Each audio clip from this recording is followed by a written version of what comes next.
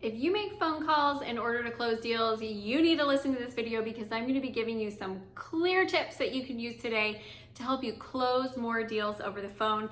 I'm Amy Walker. I'm a small business strategist, a speaker, and an author. And today we are covering how to improve your phone sales skills. So make sure you stay tuned until the end because I'm going to give you some really powerful ninja sales skills tips.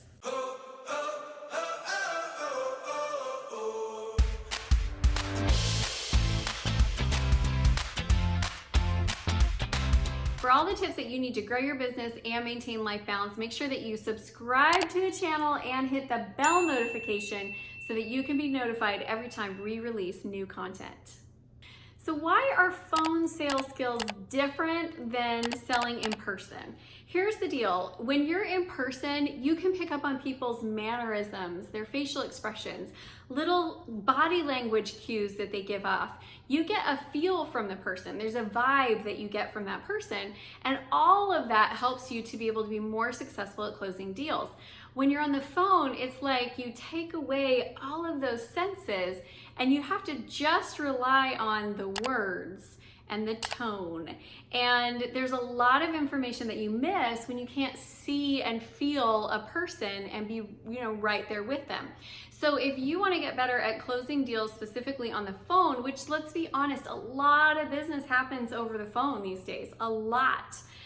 Whether that's, voice call or you're doing a multi-person conference call or even the new, Zoom meetings. Well, I guess they're not new, but that concept of we do our phone calls by video, all of that still gives you a really limited view of everything that's going on. You can't see their level of distraction. Are they, on Facebook, or are they writing emails while they're talking with you? There's a lot of stuff going on there that you are missing. So you got to really up your game and your sales skills if you want to be able to close more deals and close them more consistently.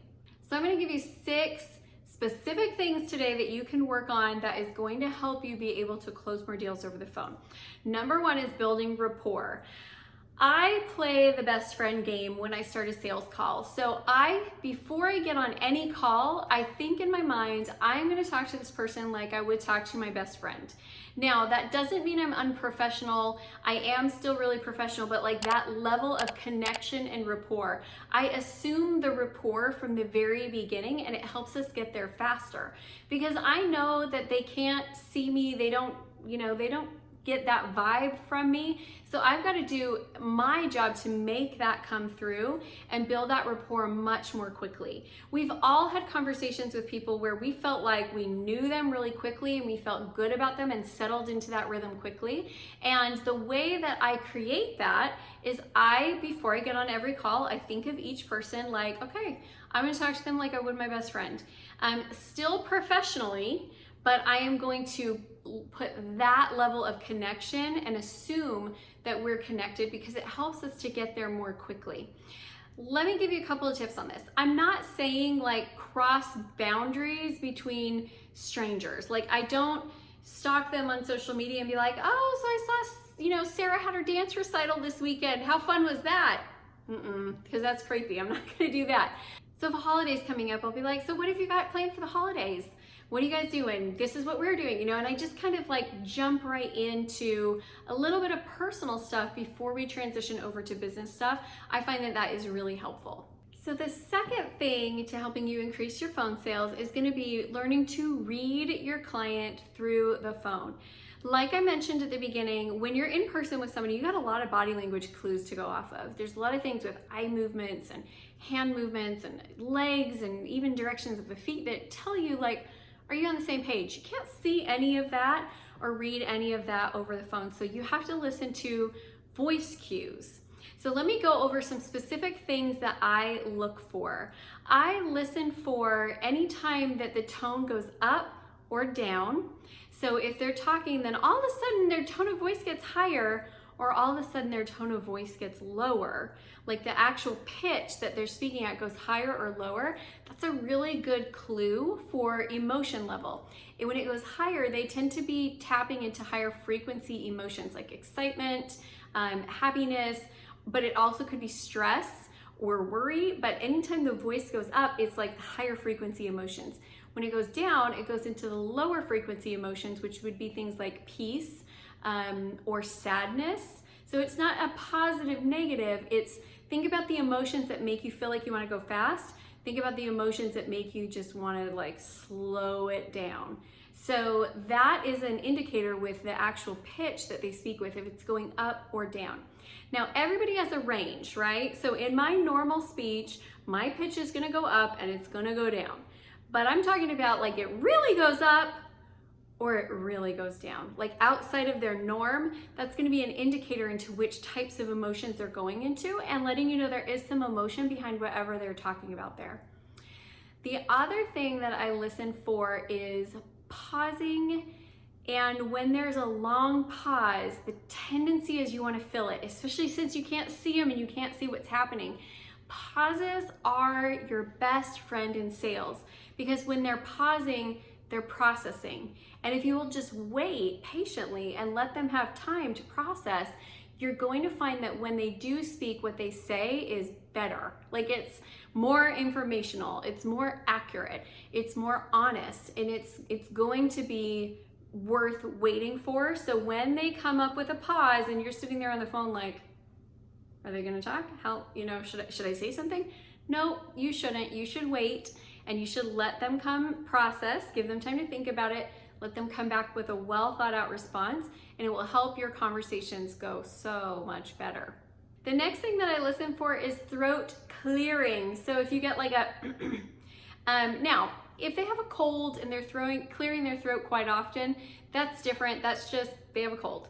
But if they're, they're talking pretty normally and then all of a sudden you get like a, whatever that throat clearing was, that was a little bit hard for them to say.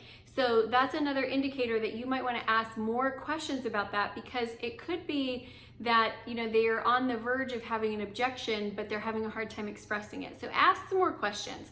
Whenever you hear that throat clearing, just whatever that topic is, ask one or two more questions and see if you can really get out whatever it is that they're kind of wanting to express. The last thing that I look at with tone, and the last thing I listen for in reading clients over the phone, is I look at pacing. So when they speed up or slow down.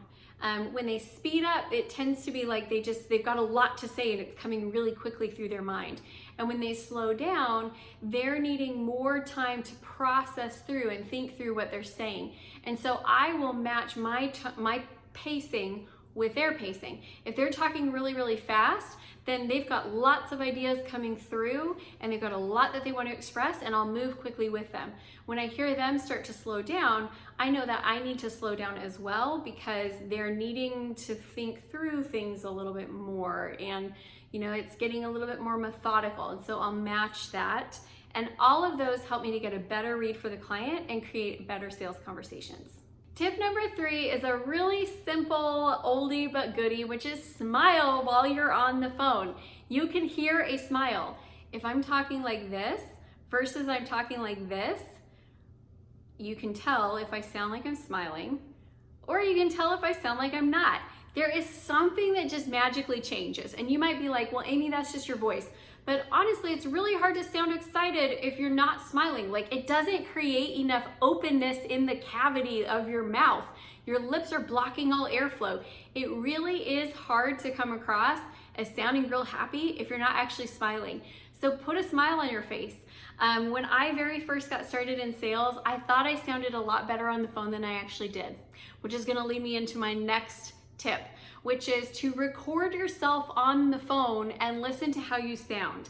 I remember the first time I did it, like I was having this sales conversation and in my mind, it sounded good. Like I sounded excited, my passion was coming through, like I just thought, this is it, like I sound great.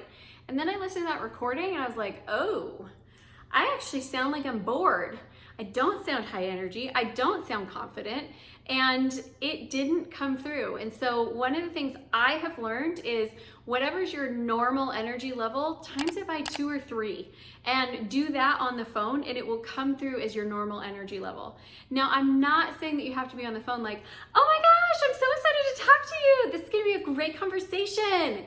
I'm not talking about falsifying your energy. Still talk like you talk, but just increase the energy level like times 3, and it will sound the way you think you're sounding in your mind. But record it, listen to that before and listen to that after. And close your eyes and like, if you couldn't see yourself and you were listening to it, how bored would you be? Because if you're bored, I promise you they're bored. You're more passionate about this conversation than they are to start with. And so if you are not sounding passionate, guess what? They are not feeling the passion at all. It's not good. So listen.